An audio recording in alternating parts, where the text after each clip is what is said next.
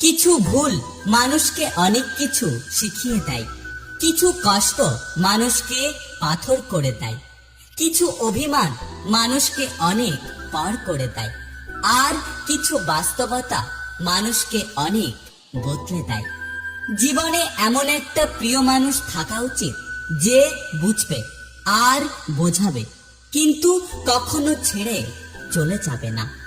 নারীদের অর্ধেক কষ্ট দেয় পরিবার, আর বাকি অর্ধেক কষ্ট দেয় সেই পুরুষ যাকে সে সব থেকে বেশি ভালোবাসে। একটা কথা কি জানো তো, সবাই ব্যস্ত বোঝাতে, কিন্তু এখনকার দিনে কেউ বুঝতে চায় না। মানুষ তোমাকে কখন ভালো বলবে জানো? যখন তুমি তাদের মন রেখে চলতে পারবে। শূন্যের নিচে শূন্য বসালে যেমন যোগফল শূন্য হয়, ঠিক তেমনি যে মানুষটা